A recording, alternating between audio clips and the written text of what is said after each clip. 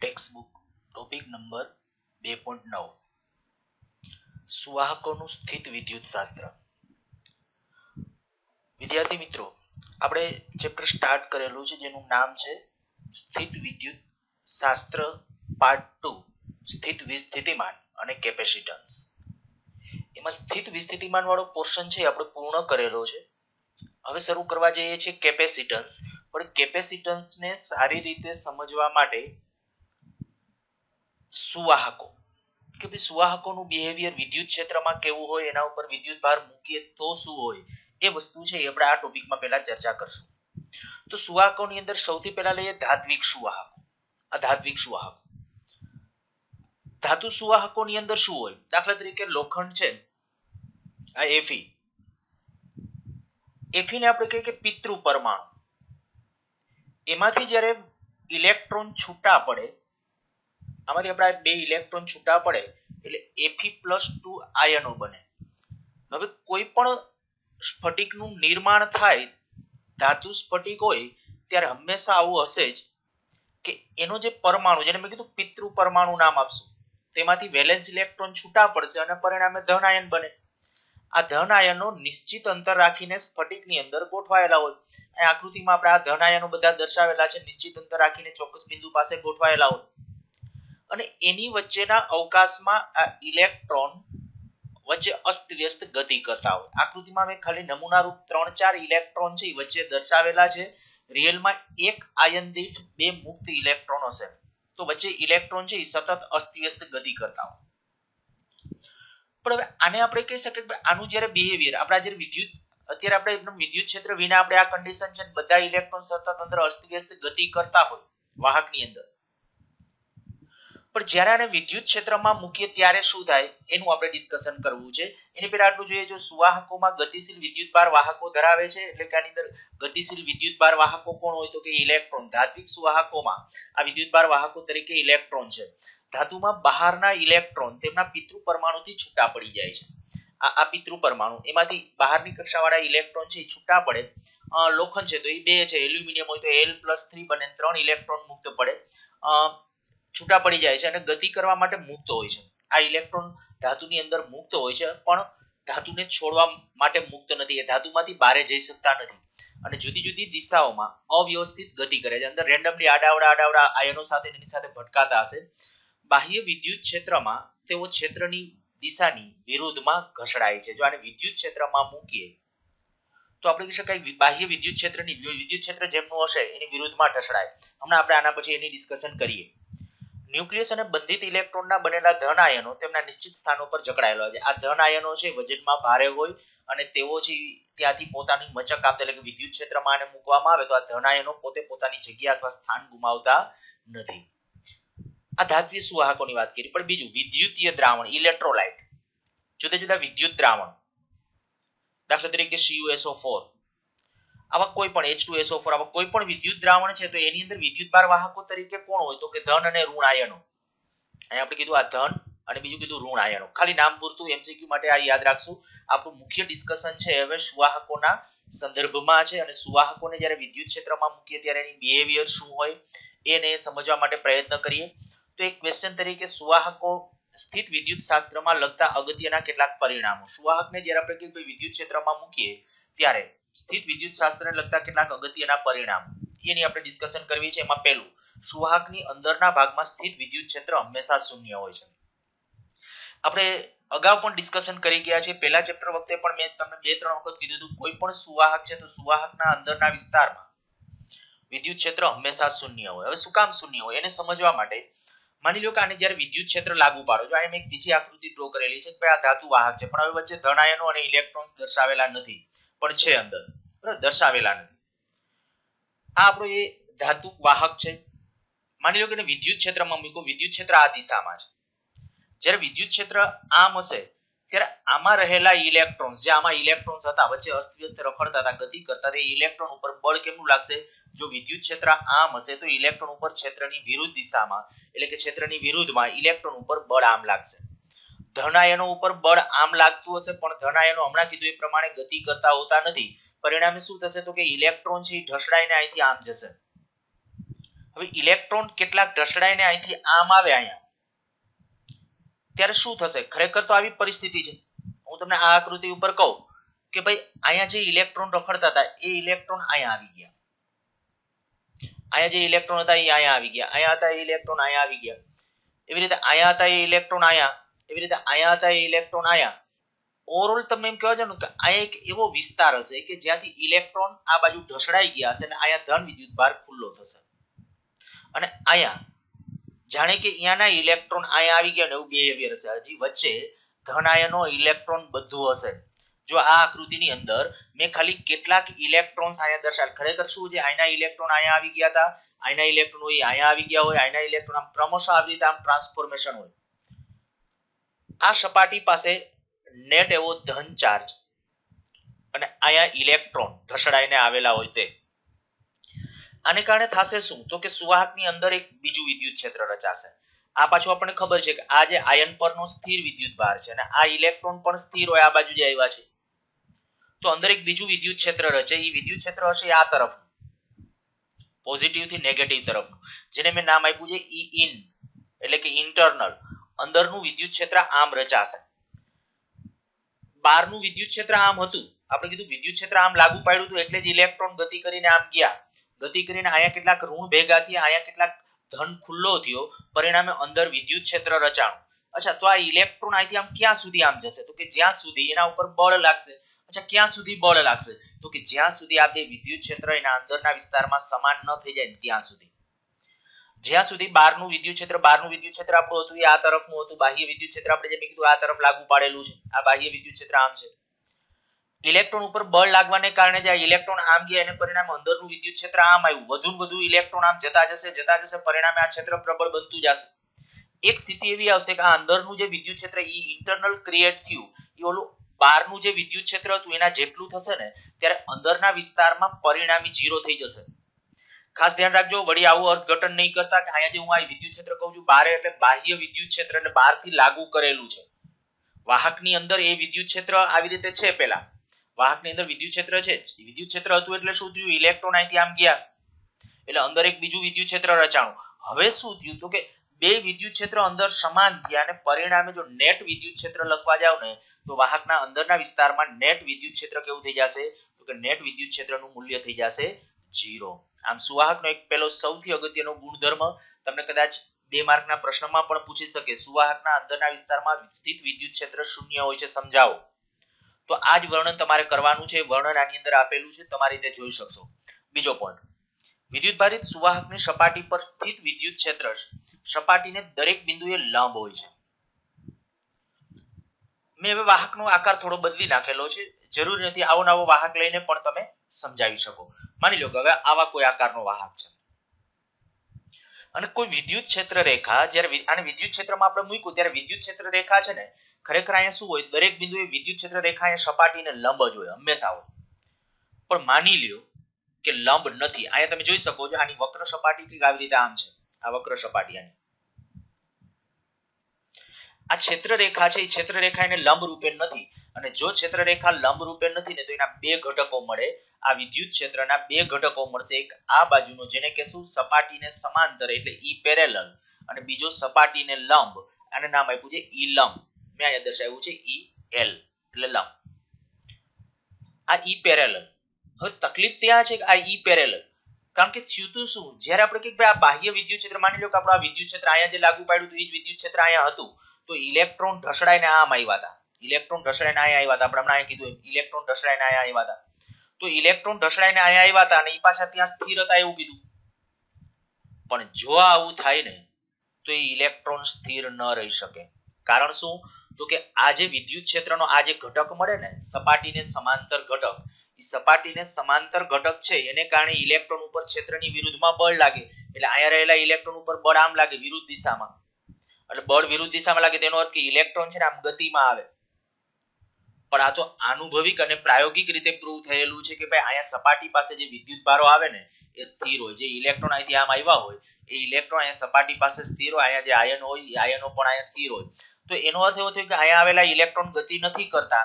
હવે અહીંયા આવેલા ઇલેક્ટ્રોન જો ગતિ નથી કરતા તો ઇનડાયરેક્ટલી એનો અર્થ એવો થઈ ગયો કે અહીંયા જો ઇલેક્ટ્રોન ગતિ ન કરતા હોય તો એનો અર્થ કે આ વિદ્યુત ક્ષેત્રનો આ ઘટક ન હોવો જોઈએ, કારણ કે જો હોય તો ઇલેક્ટ્રોન મંડે જ ગતિ કરવા. તો આ વિદ્યુત ક્ષેત્રના સમાંતર ઘટક ન હોવો જોઈએ. સમાંતર ઘટક ક્યારે ન હોય? તો કે જો વિદ્યુત ક્ષેત્ર રેખા છે ને ગમે ત્યારે વિદ્યુત ક્ષેત્રમાં મૂકો ત્યારે અહીંથી આમ થઈને આમ આવી અને સપાટીને આમ લંબ રૂપે થઈ જાય. અહીંયા જો આ લંબ ઘટક છે એને કારણે આપણને એટલી ખબર પડે કે ભાઈ ઇલેક્ટ્રોન ઉપર બળ આમ લાગે પણ અહીંયા તો સપાટીની બહાર જઈ શકતા નથી. એટલે આપણે કહી શકાય કે ભાઈ આ જે લંબ ઘટક છે એ ચાલે, સમાંતર ઘટક હોવો જોઈએ નહીં. તો એ પણ કારણ તરીકે પૂછી શકાય. એટલે આપણું બીજું, જો વિદ્યુતભારિત સુવાહકની સપાટી પર સ્થિત વિદ્યુત ક્ષેત્ર સપાટીને દરેક બિંદુએ લંબ રૂપે હોય છે, સમજાવો એમ કે.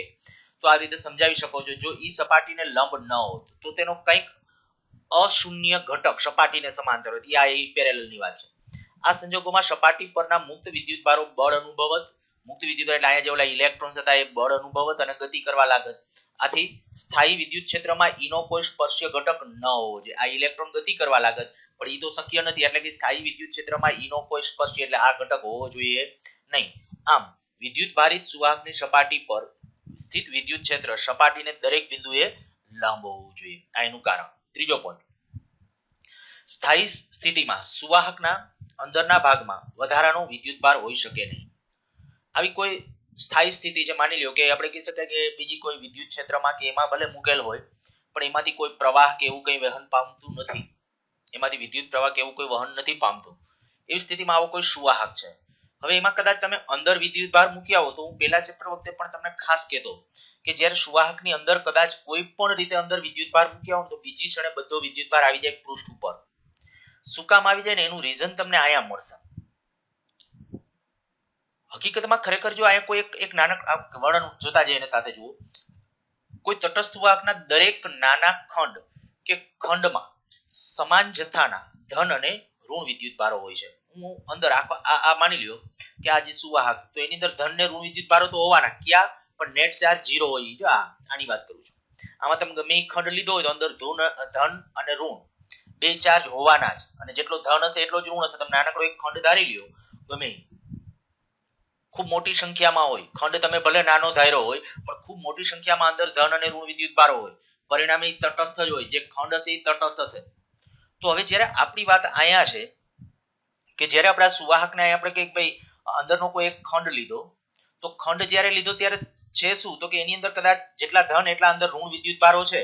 જ્યારે સુવાહકને વિદ્યુતભારિત કરવામાં આવે ત્યારે સ્થાયી સ્થિતિમાં વધારાનો વિદ્યુતભાર માત્ર સપાટી પર જ રહે છે. માની લ્યો કે આની અંદર આ ખંડ આપણે ધાર્યો તો એમાં ધન ને ઋણ વિદ્યુતભારો તો હતા જ પણ એનો નેટ 0 હતો. પણ હવે શું કર્યું મેં, બહારથી માની લ્યો કંઈક વિદ્યુતભાર નાખ્યો અંદર, બહારથી કંઈક વિદ્યુતભાર અંદર નાખ્યો તો એ એમ કે છે કે સપાટી પર જ રહે. શું કામ સપાટી ઉપર? હવે એનું ડિસ્કશન આપણે કરવું છે. તો કે ગોસના નિયમ પરથી આ બાબત ફલિત થાય છે કે સુવાહકના અંદરના ભાગમાં કોઈ યાદચ્છિક ખંડ વી ધારો. આપણે આ દાખલા તરીકે મેં એક ખંડ ધાર્યો છે, મેં પીળા બોક્સ વડે દર્શાવેલો છે. એક ખંડ, કદ ખંડ લઈ લ્યો. કદ ખંડને ઘેરતી બંધ સપાટી S પર સ્થિત વિદ્યુત ક્ષેત્ર શૂન્ય છે. મેં આ ખંડ છે એ ખંડની ફરતે એક બંધ ગાઉસિયન પૃષ્ઠ, બંધ સપાટી એટલે ગાઉસિયન સરફેસ S અહીંયા દર્શાવેલી છે. હવે આપણે અગાઉના મુદ્દામાં ચર્ચા કરી ગયા કે જો આવી કન્ડિશન હોય કે આમાંથી કોઈ પ્રવાહ ન વહેતો હોય, એટલે કે તારને કોઈમાંથી વિદ્યુત પ્રવાહ વહેતો નથી, એવી કન્ડિશન હશે તો એ વખતે શું હશે, તો કે અંદરના વિસ્તારનું વિદ્યુત ક્ષેત્ર હંમેશા કેવું થવું જોઈએ? શૂન્ય. તો કદખંડને આપણે સ્થિત વિદ્યુત ક્ષેત્ર S માંથી પસાર થતું કુલ ફ્લક્સ 0. આથી ગૌસના નિયમ વડે S વડે કોઈ ચોખ્ખો વિદ્યુતભાર ઘેરાતો હોવો જોઈએ નહીં. ગાઉસનો નિયમ જે છે તમને ખબર છે, ક્લોઝ ઇન્ટિગ્રેશન E.dA અથવા ds બરાબર q in upon epsilon naught. એ જે ગાઉસનો નિયમ પહેલા ચેપ્ટરમાં આપણે લાસ્ટ ટોપિક ભણી ગયા હતા, એવું લાગે તો જોઈ લેજો. અહીંયા આપણે કીધું કે આ જે ગાઉસિયન સરફેસ મેં માની લ્યો કે મેં આવા આકારની ધારી છે ગાઉસિયન સરફેસ, તો એ ગાઉસિયન સરફેસ પરનું વિદ્યુત ક્ષેત્ર તો 0 થાય જ, કારણ કે સુવાહકના અંદરના વિસ્તારમાં વિદ્યુત ક્ષેત્ર હંમેશા 0 હોય. હવે વિદ્યુત ક્ષેત્ર 0 છે તો ગાઉસનો નિયમ શું કહે છે, તો કે ગાઉસનો નિયમ એમ કહે છે કે ભાઈ ગાઉસનો નિયમ પ્રમાણે કે અંદર છે ને નેટ ચાર્જ 0 થવું જોઈએ. નેટ ચાર્જ બોલું છું, અંદર વિદ્યુત ભારો નથી એમ નથી કહેતો, નેટ વિદ્યુત ભાર 0. અંદર જેટલા ધન એટલા ઋણ હોઈ શકે, બરાબર. તો નેટ એટલે કોઈ ચોખ્ખો વિદ્યુત ભાર ઘેરાતો નથી. પણ આવી સપાટી S ગમે તેટલી નાની બનાવી શકો. આ ગમે આ સપાટી આપણે જે કે આ ગમે એવી નાની આ સપાટી S જે પૃષ્ઠ લઈએ છીએ, એટલે કે કદ v અલગ થઈ શકે તેટલું નાનું લઈ જાય. આ કદ અતિ નાનું, ભલે એનો આપણે સ્થૂળ રીતે વિચારીએ તો આ કદ ઘણું બધું નાનું હશે. આનો અર્થ એ કે સુવાહકના અંદરના ભાગમાં કોઈ પણ બિંદુએ કોઈ ચોખ્ખો વિદ્યુતભાર હોતો નથી અને વધારાનો કોઈ પણ વિદ્યુતભાર સપાટી પર જ આવવો જોઈએ. એનો અર્થ એવો થઈ ગયો કારણ કે સુવાહકના અંદરના વિસ્તારમાં વિદ્યુત ક્ષેત્ર 0 છે. વિદ્યુત ક્ષેત્ર ત્યારે જ 0 હોય કે એના વડે ઘેરાતો નેટ વિદ્યુતભાર 0. તો કે મેં 12 થી વધારાનો નાખ્યો તો એ અંદર નો રહે, કારણ કે અંદર તો 0 થવો જોઈએ નેટ. 0 નેટ ક્યારે થઈ શકે? તો એ વિદ્યુતભાર તમે જ્યારે મૂકો ત્યારે ક્યાંક વિતરણ પામતો હોવો જોઈએ સપાટી ઉપર. ધ્યાન રાખજો, હું આ વાત કરું છું સુવાહકની, અવાહક માટે નહીં. તો સુવાહકના કિસ્સામાં જ્યારે આપણે કહી શકાય કે એના અંદર વિદ્યુતભાર મૂકવાની ટ્રાય કરો છતાં પણ એ બધો વિદ્યુતભાર બીજી જ ક્ષણે આવી જશે પૃષ્ઠ ઉપર. ચોથી લાક્ષણિકતા એની, ચોથો મુદ્દો, સુવાહકના સમગ્ર કદમાં સ્થિત વિદ્યુત સ્થિતિમાન અચળ હોય છે અને અંદરના ભાગમાં તેનું મૂલ્ય સપાટી પરના મૂલ્ય જેટલું જ હોય છે. આ અગાઉ ઓલરેડી મેં તમને સમજાવી દીધું છે જ્યારે આપણે ચર્ચા કરતા હતા સમસ્થિતિમાન પૃષ્ઠને ત્યારે. હવે અહીંયા જે આપણે આ આકૃતિનું ડિસ્કશન કર્યું છે, જો એને જ ખાલી ફોકસમાં રાખીએ એ જ આકૃતિ, તો તમે જોઈ શકશો કે ત્યાં જે આપણે વિદ્યુત ક્ષેત્ર કીધું સુવાહકના અંદરના વિસ્તારમાં વિદ્યુત ક્ષેત્ર કેવું? 0. હવે આપણી જે વાત છે વીજ સ્થિતિમાન, જો વીજ સ્થિતિમાનની ડિસ્કશન કરતા હોય તો આપણે ખબર મારે અહીંયા વીજ સ્થિતિમાન ગણવું હોય તો કે એકમ ધન વિદ્યુતભારને ક્યાંથી લઈ આવો? અનંત અંતરેથી ત્યાં લઈ આવવાનો. તો દેખીતી વાત છે કે ભાઈ અનંત અંતરેથી અહીંયા સુધી લઈ આવવા કાર્ય કરવું પડે સપાટી સુધી, પણ અંદર તો વિદ્યુત ક્ષેત્ર છે જ નહીં. તો અંદર વિદ્યુત ક્ષેત્ર ન હોય તો અંદર લઈ આવવા માટે કોઈ કાર્ય કરવું પડતું નથી. પરિણામે હું એમ કહીશ કે અહીંથી અહીંયા સુધીનું કાર્ય કેટલું? તો કે અહીંથી અહીંયા સુધી લઈ આવવા માટે કરવું પડે તેટલું. એટલે સપાટી ઉપર જેટલું વિસ્થિતિમાન થાય ને એટલું જ એના અંદરના દરેક બિંદુ પાસે હોય. ઓલરેડી આપણે ડિસ્કશન કરી ગયા છે ને એ મુદ્દાઓ અહીંયા છે, જોઈ લ્યો. સુવાહકની અંદરના ભાગમાં E બરાબર 0 હોવાથી અને સપાટી પર E નો કોઈ સ્પર્શીય ઘટક ન હોવાથી, હમણાં આપણે વાત કરી હતી કે અહીંયા સપાટીનો કોઈ સ્પર્શીય ઘટક નથી, આ સ્પર્શીય ઘટક ન હોવો જોઈએ.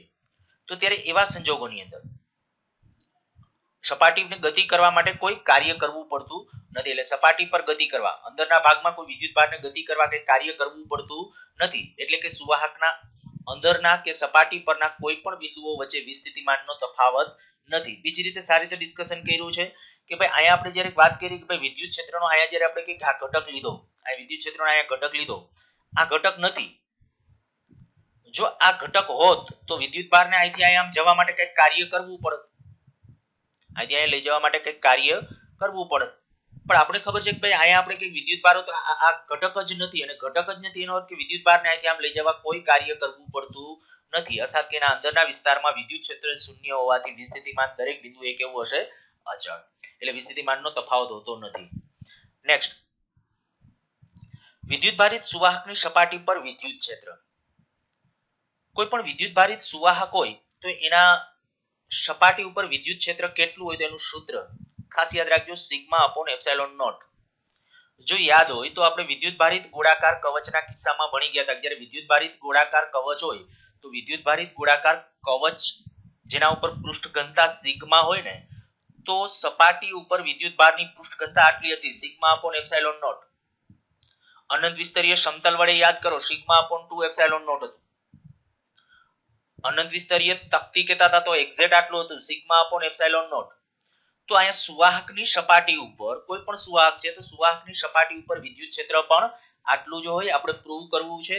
પ્રૂવ કરવા માટે માની લ્યો કે આવી કોઈ એક સરફેસ, આવી કોઈ એક સપાટી આપણે લીધેલી છે, આ કોઈ એક પદાર્થ છે વિદ્યુતભારિત, આવો કોઈ એક આપણો પદાર્થ, એના ઉપર જ્યારે વિદ્યુત સુવાહક હશે તો એના સપાટી ઉપર બધો વિદ્યુતભાર હશે. હવે આપણે શું કરવું છે કે મારે તરત જ બહારના આ સુવાહકના તરત બહારના વિસ્તારમાં કોઈ બિંદુ પાસે મારે વિદ્યુત ક્ષેત્ર નક્કી કરવું છે. આ માની લ્યો, કદાચ અત્યારે તમે ખાલી ઇમેજિનેશન કરી શકો ને એટલા માટે હું તમને આવું કહું કે માની લ્યો કે આપણો પદાર્થ છે ને કોઈ આવું લોટનો પિંડો અથવા તો ગારાનો પિંડો છે, એની જેમ આ એક બોડી છે, પદાર્થ છે, અને એની અંદર આપણે તરત જ બહારના એને વાહક તરીકે ધારણા કરજો, એને વાહક તરીકે, અને એના તરત જ બહારના વિસ્તારમાં આપણે વિદ્યુત ક્ષેત્ર શોધવું છે અને એની વાહક ઉપર વિદ્યુતભાર છે, બરાબર, એના ઉપર વિદ્યુતભાર છે. આપણે અત્યારે મેં કીધું એ પ્રમાણે સુવાહક સમજો. હું જે લોટના પિંડાની કેની વાત કરું છું તો વળી અવાહકનું કેવું કઈ મગજમાં ન લેતા. અહીંયા માત્ર જે આપણી ડિસ્કશન છે એના સંદર્ભમાં હું ખાલી આટલું કહું છું કે આ કોઈ એક સુવાહક છે, મારે એના તરત બહારના વિસ્તારમાં કોઈ બિંદુ પાસે વિદ્યુત ક્ષેત્ર શોધવું છે. તો શું કરીએ તો કે ગાઉસના નિયમનો જો ઉપયોગ કરવો હોય તો ગાઉસના નિયમનું સમીકરણ શું હતું તો કે ક્લોઝ ઇન્ટિગ્રેશન, આ ઇક્વેશન આપણે ક્યાંય લખ્યું નથી, હું ખાલી બોલું છું, ધ્યાન રાખજો, ઇન્ટિગ્રેશન E ડોટ ds બરાબર q ઇન ઘેરાતો વિદ્યુતભાર છેદમાં એપ્સિલોન નોટ. જો આના ઉપર તમને કદાચ દેખાય આવશે ગાઉસનો નિયમ, આ ઘેરાતો વિદ્યુતભાર છે q ઇન અને અહીંયા જે છે ઇન્ટિગ્રેશન E ડોટ ds વાળું પદ છે. હમણાં જોઈએ કેવી રીતે છે. પણ અહીંયા જે મેં કીધું ચાલો આપણે હવે વિદ્યુત ક્ષેત્ર તરત બહારના વિસ્તારમાં વિદ્યુત ક્ષેત્ર શોધવું છે અને બહારના વિસ્તારમાં વિદ્યુત ક્ષેત્ર શોધવા માટે મારે કંઈક, કારણ કે ગાઉસનો નિયમ જો એપ્લાય કરવો હોય તો ગાઉસિયન પૃષ્ઠ ધારવી પડે. તો હું ગાઉસિયન પૃષ્ઠ તરીકે પિલ બોક્સ એટલે શું, અતિ નાનો નળાકાર, સાથે જો વર્ણન જોતા જઈએ, આ પરિણામને સાબિત કરવા માટે, એટલે કયું આ પરિણામની વાત છે, આ પરિણામને સાબિત કરવા માટે સપાટી પરના P બિંદુની આસપાસ એક પિલ બોક્સ, સપાટી પરનું જે P બિંદુ હોય, આ P બિંદુ છે એવું ઇમેજિનેશન કરો, ત્યાં એક પિલ બોક્સ એટલે શું, એક અતિ ટૂંકો નળાકાર, અતિ નાનો નળાકાર, બીજા અર્થમાં કહું તો એની ત્રિજ્યા અતિ નાની, લેન્થ પણ ખૂબ નાની, પણ એવો અતિ સૂક્ષ્મ નળાકાર એટલે એને કહેવાય પિલ બોક્સ, ગૌસિયન સપાટી તરીકે પસંદ કરો. પિલ બોક્સ સુવાહકની સપાટીની અંશતઃ અંદર અને અંશતઃ બહાર, એટલે આ જે પિલ બોક્સ છે એટલે કે આ જે નળાકાર છે ને એ અડધો અંદર છે ને અડધો બારે છે. એટલે હું તમને જે માટીના પિંડાનું કે એની જે વાત કરતો હતો એ એટલે કહેતો હતો કે ભાઈ અંદર તરફ થોડો ભાગ હોઈ શકે અને થોડો ભાગ બારે રહી શકે. તેને આડછેદનું અલ્પ ક્ષેત્રફળ ડેલ્ટા એસ અને અવગણ્ય ઊંચાઈ છે. પિલ બોક્સ છે એટલે ઊંચાઈ ખૂબ નાની હશે અને એનું આડછેદનું ક્ષેત્રફળ એ ડેલ્ટા એસ એ પણ ખૂબ નાનું, આ ડેલ્ટા એસ છે એ આનું આડછેદનું ક્ષેત્રફળ છે, આમ ઊંચાઈ નહીં ધારતા, બરાબર, ઊંચાઈ એ તો ખૂબ અતિ નાની છે પણ એના આડછેદનું ક્ષેત્રફળ છે એ ડેલ્ટા એસ છે. હવે આપણે શું કરવું છે તો આ જ્યારે હું એમ કહું કે પિલ બોક્સ, દાખલા તરીકે મેં આની અંદર આ વાહકની અંદર આમ બેસાડી, તો આના વડે કેટલો વિદ્યુત ભાર ઘેરાશે. હવે તમને એ ખબર છે કે આ જે વાહક છે, આખો આમ વાહક, એના ઉપર જ્યારે વિદ્યુત ભાર પથરાયેલો હશે ત્યારે આપણને તો ખબર પડી કે ભાઈ વિદ્યુત ભાર સુવાહક હશે ક્યાં હશે, એની સપાટી ઉપર હશે, પણ આ બધી જગ્યાએ વિદ્યુત ભાર પથરાયેલો હશે અને વિદ્યુત ભારની પૃષ્ઠ ઘનતા કેટલી, તો કે વિદ્યુત ભારની પૃષ્ઠ ઘનતા માની લો સિગ્મા છે, વિદ્યુત ભારની પૃષ્ઠ ઘનતા હું બોલું છું સિગ્મા. શરૂઆતમાં આપણે સિગ્મા ધન લઈએ, પછી સિગ્મા ઋણ હોય તો શું થાય એનું ડિસ્કશન કરશું. માની લો કે આના ઉપર વિદ્યુત ભારની પૃષ્ઠ ઘનતા સિગ્મા છે. હવે જ્યારે હું આ પિલ બોક્સ એની અંદર બરાબર બેસાડું છું તો વિચારો જોઈએ કે આ પિલ બોક્સ બરાબર ઈ સપાટીની અંદર આમ અંદર જાય એવી રીતે બેસાડીએ તો ત્યારે આ પિલ બોક્સ વડે કેટલો વિદ્યુત ભાર ઘેરાશે, તો કે એકમ ક્ષેત્રફળમાં છે કેટલો, તો કે સિગ્મા જેટલો, કારણ કે મેં પૃષ્ઠ ઘનતા ધારી છે સિગ્મા, અને આનું ક્ષેત્રફળ કેટલું, તો કે ડેલ્ટા એસ.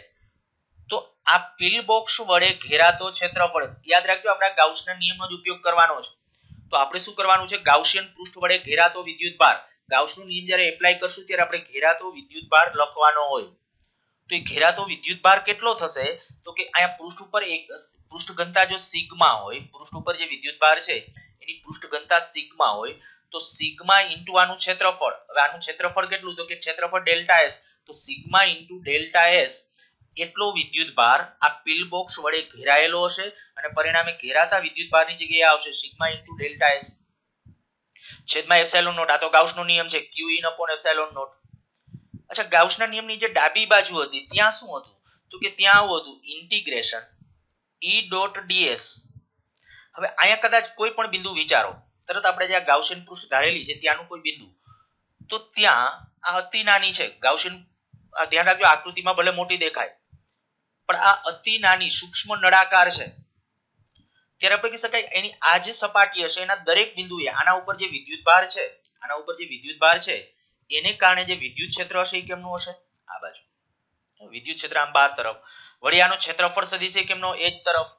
તો ખરેખર અહીંયા જે ડાબી બાજુ આવે close integration E dot ds, હવે E ડોટ ds અથવા ડેલ્ટા એસ એની અંદર E અને ds વચ્ચેનો ખૂણો કેટલાનો, તો કે એક જ બાજુ થશે, તો cos 0 એટલે 1 થઈ જશે, તો E ઇન્ટુ ડેલ્ટા એસ. હવે E ઇન્ટુ ડેલ્ટા એસ, હવે ડેલ્ટા એસ એટલે આપણે તો આખી આ જે સરફેસ છે એનું ક્ષેત્રફળ ડેલ્ટા એસ લીધું છે એટલે સંકલન જ એનું કરશો તો E ઇન્ટુ ડેલ્ટા એસ આવશે અને બે બાજુથી ડેલ્ટા એસ કેન્સલ કરી નાખો, પરિણામે આવી જશે E બરાબર સિગ્મા અપોન એપ્સિલોન નોટ. ખૂબ કામનું સૂત્ર છે, યાદ રાખજો. સુવાહક ગમે ત્યારે તમને કીધું કોઈ પણ સુવાહક છે અથવા જેના ઉપર પૃષ્ઠ ઘનતા સિગ્મા હોય, અવાહક હોય કદાચ પણ એની પૃષ્ઠ ઉપર જો વિદ્યુત ભારની પૃષ્ઠ ઘનતા સિગ્મા હોય તો એને પરિણામે જસ્ટ બાર, તરત જ બાર અથવા તો એના પૃષ્ઠ ઉપર જો વિદ્યુત ક્ષેત્ર લખવું હોય તો એ વિદ્યુત ક્ષેત્ર કેટલું આવશે? Sigma upon epsilon naught. ધ્યાન રાખજો આ ક્યાંથી લખ્યું છે? ગાઉસનો નિયમ ક્લોઝ ઇન્ટિગ્રેશન E.ds બરાબર q in upon epsilon naught. આ ગાઉસનો નિયમ છે. બીજું જો અહીંયા કઈ કે q greater than 0 એટલે કે અહીંયા જે વિદ્યુત ભાર હશે એની પૃષ્ઠ ઘનતા ધન હશે. બીજો કિસ્સો કહું કે જો એના ઉપર જે વિદ્યુત ભાર હશે એ વિદ્યુત ભારની પૃષ્ઠ ઘનતા કદાચ ઋણ હોય કે ધન હોય તો એને અનુરૂપ અહીંયા અત્યારે આપણે શું પરિસ્થિતિમાં ફેરફાર કે વિદ્યુત ક્ષેત્ર જો આ ધન છે તો વિદ્યુત ક્ષેત્ર આમ હોય, સપાટીને લંબ રૂપે આમ બારે ચારે બાજુ આમ લંબ રૂપે હોય. ધ્યાન રાખજો વાહકના પૃષ્ઠ પરના પ્રત્યેક બિંદુએ આમ વિદ્યુત ક્ષેત્ર સપાટીને લંબ રૂપે હોય. ક્યારે? જ્યારે સિગ્મા ગ્રેટર ધેન 0 હશે ત્યારે ધન હોય તો, પણ જો સિગ્મા લેસ ધેન 0 એટલે કે આની સપાટી ઉપર ઋણ વિદ્યુત ભાર હશે ને બધી જગ્યાએ તો વિદ્યુત ક્ષેત્ર આવી રીતે આમ હશે, અંદર તરફ દાખલ થતું હોય એવી રીતે બધી બાજુએ વિદ્યુત ક્ષેત્ર દાખલ થતું હોય એવી રીતે હશે. સારું, આરામથી આ કદાચ સમજી શકાય અને 2 માર્ક માટે અગાઉ પૂછાયેલો ક્વેશ્ચન છે એટલે આ ટીક માર્ક કરેલું છે. ક્વેશ્ચન ધ્યાનમાં રાખવા જેવું ખરા, ગાઉસના નિયમની સંબંધિત ક્વેશ્ચન છે. આગળ આ એમસીક્યુ માટે એક વખત આજે એમના મેં કીધું એ છે જોઈ લેજો. ત્યાર પછીનો આપણે જે એક ટોપિક, આમ ટોપિક નહીં પણ આનો સબ ટોપિક સ્થિત વિદ્યુત શિલ્ડિંગ, ઇંગ્લિશમાં એને બોલાય છે ઇલેક્ટ્રોસ્ટેટિક શિલ્ડિંગ. સમજવા માટે ખૂબ સારો ટોપિક છે. હું તમને એમ કહું, આપણે કારમાં બેઠા હોઈએ, વીજળીના કડાકા અને ભડાકા થતા હોય, કદાચ આપણે એમ કહીએ માની લો કે વીજળી કાર પર જ પડે તો અંદર રહેલ વ્યક્તિ જો કારના બધા વિન્ડોઝ ક્લોઝ છે તો સુરક્ષિત છે, એને કોઈ પણ પ્રકારનો કરંટ લાગતો નથી, ઝાટકો ન લાગે. આ હકીકતને કહેવાય ઇલેક્ટ્રોસ્ટેટિક શિલ્ડિંગ. બાકી તમને યાદ હશે તો મેં ફર્સ્ટ ચેપ્ટર વખતે પણ તમને એવું કીધું હતું કે જ્યારે વીજળીનો એક સામાન્ય કડાકો થાય ને ત્યારે પૃથ્વી અને વાતાવરણ વચ્ચે લગભગ 1700 એમ્પિયરનો કરંટ વિનિમય પામે. હવે જરા ઇમેજિનેશન કરો, આપણા ઘરમાં જે કરંટ હોય મીટર, આવું કહેતો હું ભાઈ સામાન્ય આપણા જે મીટર હોય 16 એમ્પિયરના કેપેસિટીના હોય. હવે વીજળીનો કરંટ એટલે 1700 એમ્પિયરનો કરંટ હોય અને 1700 એમ્પિયરનો કરંટ જો આપણી કાર ઉપરથી થઈને ગ્રાઉન્ડ થાય અથવા કાર પર જ વીજળી પડી એનો અર્થ કે કરંટ વિદ્યુત ભારો કાર ઉપર આવ્યા અને છતાં પણ અંદર કરંટ નથી લાગતો, જો એનું કોઈ કારણ હોય ને તો કારણ છે ઇલેક્ટ્રોસ્ટેટિક શિલ્ડિંગ. મેં કીધું સમજવા માટે ખૂબ સરસ ટોપિક છે. ધાત્વીય બખોલ, સાદી ભાષામાં કહું તો કે એના અંદરના વિસ્તારમાં વિદ્યુત ક્ષેત્ર હંમેશા શૂન્ય હોય. જ્યારે કોઈ બખોલ, આ એક કાંઈ આપણે સમજવા માટે આ ધારી લ્યો, માની લ્યો કે આ કોઈ એક ધાતુ વાહક છે, એની અંદર એક બખોલ બનાવેલી છે, વચ્ચેથી કેવિટી, જેને આપણે કહીએ કેવિટી એટલે કે બખોલ, વચ્ચેના ભાગમાં થોડું દ્રવ્ય નથી. માની લો જેમ હું કારમાં કહું છું ને તો કારમાં ઈ આપણે અંદર બધા વિન્ડો ક્લોઝ છે એટલે આ કેવિટીની જેમ કહેવાય.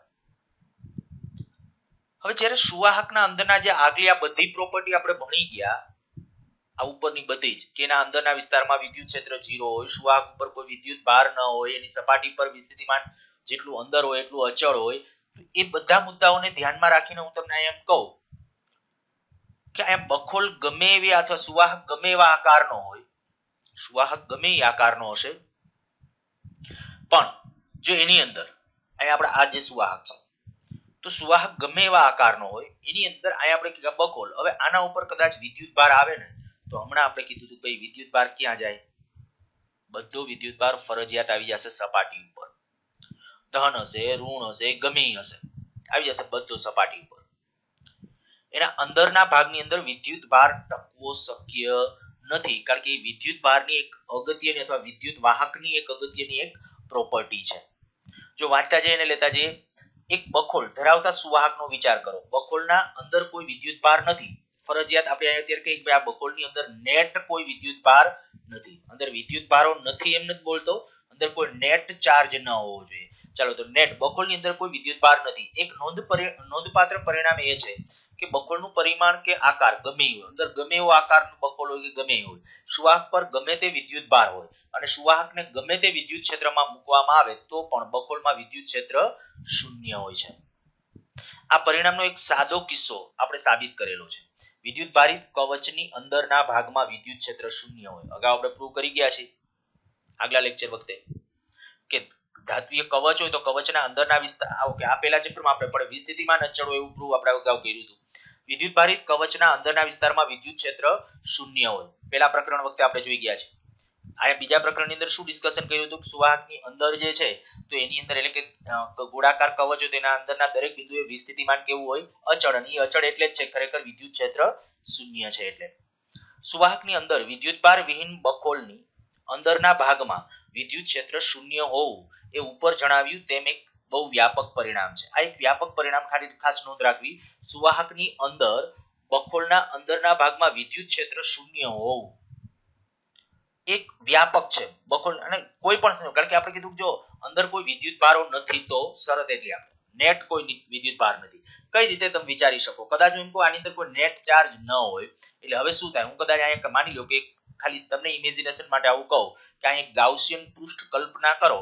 જો અંદર એક આમ ગાઉસિયન પૃષ્ઠ ધારો તો અંદર કોઈ વિદ્યુત ભાર ઘેરાતો નથી, કારણ કે અંદર નેટ ચાર્જ તો છે જ નહીં કોઈ. તો એનો અર્થ એવો થયો કે અંદર કોઈ વિદ્યુત ક્ષેત્ર નથી. વિદ્યુત ક્ષેત્ર કેવું હશે? 0. પરિણામે અંદર વિસ્થિતિમાન કેવું હશે? અચળ. આ બધું એમસીક્યુ માટે ખાસ યાદ રાખજો. વિદ્યુત ભારની પૃષ્ઠ ઘનતા કેવી? 0.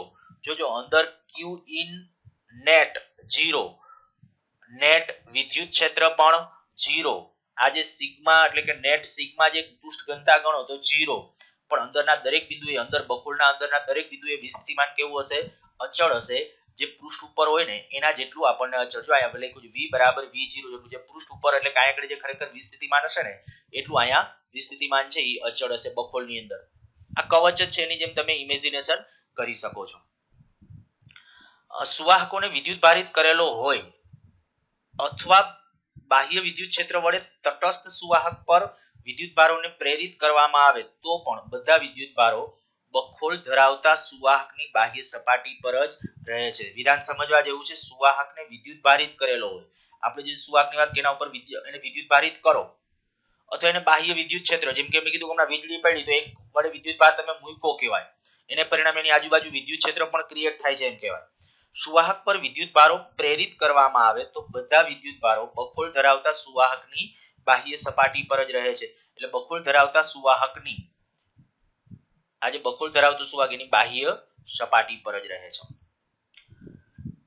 આકૃતિમાં નોંધેલા પરિણામોની સાબિતી અહીં છોડી દઈએ. ખરેખર પરિણામો જે આપણે નોંધ્યા એમાંના કેટલાકની આકૃતિ 2.18 એટલે આની વાત છે. એની આપણે બહુ અમુક સાબિતીઓની અંદર નથી જવું, પરંતુ તેનો એક અગત્યનો ગુણધર્મ આયા જે આપણે ડિસ્કશન કર્યું એના આધારે જે ઇલેક્ટ્રોસ્ટેટિક શિલ્ડિંગની વ્યાખ્યા આપે છે. આ આખી વ્યાખ્યા છે.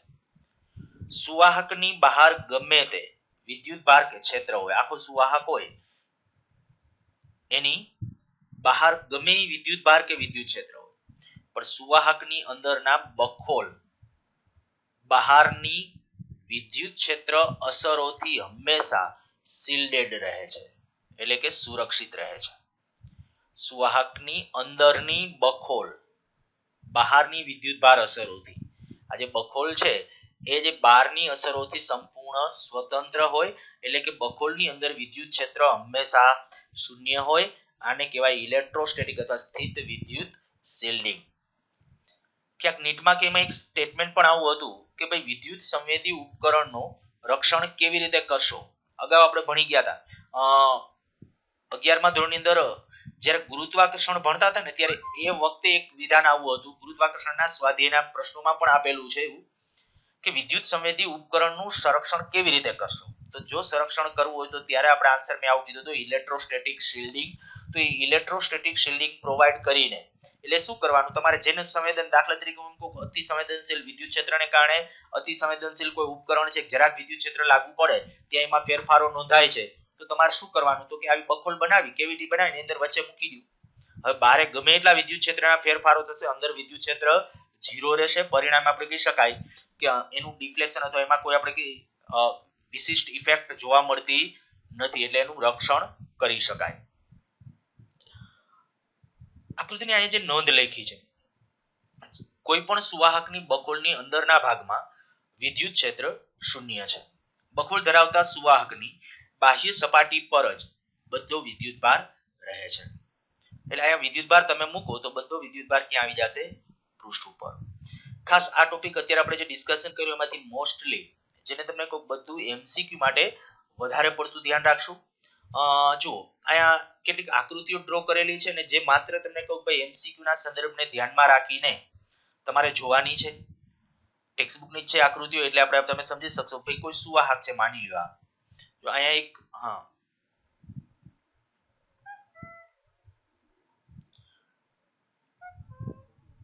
વિદ્યુત અસરોથી બચવા માટે સુવાહકના કેટલાક અગત્યનો ગુણધર્મનો સારાંશ. સુવાહકના આ જે આકૃતિઓ છે બધી એ શું છે? સુવાહકના અગત્યના સ્થિત વિદ્યુત ગુણધર્મોનો સારાંશ. આપણે જે વિદ્યુત ગુણધર્મો ભણ્યા ને એનો ટૂંકમાં સારાંશ છે આની અંદર બધું. માની લ્યો કે આ વાહક છે, અંદર બખોલ નથી, બખોલ વાળો વાહક આ છે. આ બખોલ વિનાનો વાહક છે તો એના અંદરના વિસ્તારમાં વિદ્યુત ક્ષેત્ર 0. અંદર વિદ્યુત ભાર ન ટકી શકે એટલે વિદ્યુત ભારની કદ ઘનતા ρ બરાબર 0 અથવા વિદ્યુત ભાર Q બરાબર પણ 0. અંદર વિદ્યુત ભાર ન ટકી શકે એટલે આ કદ ઘનતા ρ બરાબર 0 લખ્યું છે. બીજી એક પ્રોપર્ટી અહીંયા રજૂ કરે છે કે વિદ્યુત ભાર તમે કદાચ અહીંયા કંઈક વિદ્યુત ક્ષેત્રમાં કેવી રીતે આને મૂકો છો કોઈ જગ્યાએ તો શું થશે કે માની લો કે આ બાજુ એક બાજુ કોઈ ધન પ્રેરિત થયો, એક બાજુ ઋણ પ્રેરિત થયો વાહકની અંદર. અહીંયા જ્યારે આપણે વિદ્યુત ક્ષેત્ર અહીંયા આપણે જ્યારે મૂકતા હતા આ જે આકૃતિ છે આપણા વિદ્યુત ક્ષેત્રમાં જ્યારે મૂકી આ સુવાહકને વિદ્યુત ક્ષેત્ર છે ત્યારે ઇલેક્ટ્રોન આ બાજુ એકઠા થતા હતા અને ધન બધું આ બાજુ એકઠો થતો હતો. આ કંઈક એની ડિસ્કશન છે. જુઓ આ જ્યારે આપણે કે વિદ્યુત ક્ષેત્ર માની લ્યો કે આમ વિદ્યુત ક્ષેત્ર આ જો ઈ કરીને જે દર્શાવેલું છે બહારનું વિદ્યુત ક્ષેત્ર છે એ આ બાજુ છે. પણ આપણે ભણી ગયા કે વિદ્યુત ક્ષેત્ર હંમેશા સ્થાનિક રીતે સપાટીને કેવી રીતે હોય? લંબ રૂપે હોય. તો વિદ્યુત ક્ષેત્રમાં મૂક્યો તો વિદ્યુત ક્ષેત્ર અત્યારે આ દાખલા તરીકે આ બાજુનું આમ વિદ્યુત ક્ષેત્ર હતું આવું માની લીધું. એમાં મેં સુવાહક મૂક્યો એટલે જેવો આમ સુવાહક મૂકશો એટલે શું થશે? અહીંયા ક્ષેત્ર રેખા આવી રીતે આમ હશે એનો અર્થ કે અહીંયા ઋણ ચાર્જ હશે કારણ કે આમાંના ઇલેક્ટ્રોન્સ ઉપર કંઈક બળ આમ લાગશે, ઇલેક્ટ્રોન ઢસડાઈને આમ આવશે બધા. વિદ્યુત ક્ષેત્ર જો આમ હોય બરાબર આ જમણી બાજુથી ડાબી તરફનું આમ વિદ્યુત ક્ષેત્ર હોય તો આપણે કહી શકાય કે ભાઈ ઇલેક્ટ્રોન ઢસડાઈને આ બાજુ આવશે, આ બાજુ ધન ખુલ્લો થશે. ક્યાં સુધી એવું થશે તો કે અહીંયા ધન થી ઋણ તરફ અંદર એક બીજું વિદ્યુત ક્ષેત્ર રચાય. ઈ વિદ્યુત ક્ષેત્રનું બાહ્ય વિદ્યુત ક્ષેત્ર સરખું થાય ત્યાં સુધી અહીંયા પણ એના અંદરના વિસ્તારમાં વિદ્યુત ક્ષેત્ર કેવું હશે? 0. અચ્છા, અને બીજી વસ્તુ આપણે કીધું કે ભાઈ વિદ્યુત ક્ષેત્ર રેખા દરેક જગ્યાએ સ્થાનિક રીતે કેવી રીતે હોવી જોઈએ? સપાટીને લંબ રૂપે હોવી જોઈએ. આના ઉપરથી 2 કે 3 વાર બહુ સેલા એમસીક્યુ જેની અંદર પણ પૂછ્યા છે. જ્યારે વિદ્યુત ક્ષેત્ર આપણે કહી શકાય દરેક સપાટીને લંબ રૂપે હોવું જ જોઈએ. આ ખાસ ધ્યાન રાખવાનું. વિદ્યુત ક્ષેત્ર છે એ સપાટીને લંબ રૂપે હોવું જ જોઈએ, આ ફરજિયાત. અને આ ઋણ છે એટલે આમ દાખલ થતું હશે એવી રીતે હશે. હવે જો આ વિદ્યુત ભાર આપણે જે મેં કીધું ભાઈ અહીંયા આપણે જે બહારથી કદાચ કોઈ વિદ્યુત ભાર સપાટી ઉપર જો મૂક્યો હોય તો એની પૃષ્ઠ ઘનતા જો સિગ્મા હોય, આ લખ્યું છે સિગ્મા ગ્રેટર ધેન 0, તો ત્યાં આપણે કહી શકાય કે સપાટી ઉપર વિદ્યુત ક્ષેત્ર કેટલું હશે? E બરાબર સિગ્મા અપોન એપ્સિલોન 0.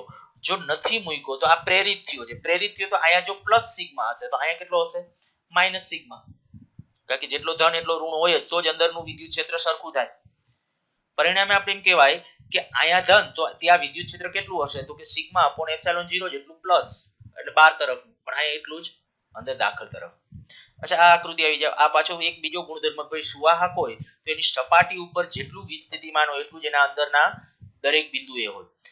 ચોથી પ્રોપર્ટી આજે બખોલવાળા સુવાહકની વાત કરી કે આમાં તમે એક તો વિદ્યુત ભાર મૂકો તો વિદ્યુત ભાર ક્યાં રહેશે તો કે એક તો સપાટી ઉપર બરાબર. અંદર બખોલમાં વિદ્યુત ભાર મૂકેલો નથી, ખાસ ધ્યાન રાખજો. વિદ્યુત ભાર અંદર બખોલમાં મૂકો તો અંદર વિદ્યુત ભાર રહેશે. અંદર કોઈ નેટ ચાર્જ નથી બખોલની અંદર એવી વખતે હું આને વિદ્યુત ક્ષેત્રમાં માની લ્યો કે હવે વિદ્યુત ક્ષેત્ર આપણે લાગુ પાડીએ. વિદ્યુત ક્ષેત્ર દાખલા તરીકે આવી રીતે આમ છે. હવે આમ વિદ્યુત ક્ષેત્ર જે ડાબીથી જમણી તરફનું જો આમ વિદ્યુત ક્ષેત્ર હોય તો આપણે કહી શકાય કે ઇલેક્ટ્રોન્સ ઉપર આ બાજુ બળ લાગશે એટલે ઇલેક્ટ્રોન્સ આમ આવશે, ધન આ બાજુ ખુલ્લો થશે. એ ગમે ઈ કરો પણ છતાં અંદરના વિસ્તારની અંદર આખા વાહકની અંદર વિદ્યુત ક્ષેત્ર 0 હોય, બખોલની અંદર પણ વિદ્યુત ક્ષેત્ર 0 હોય.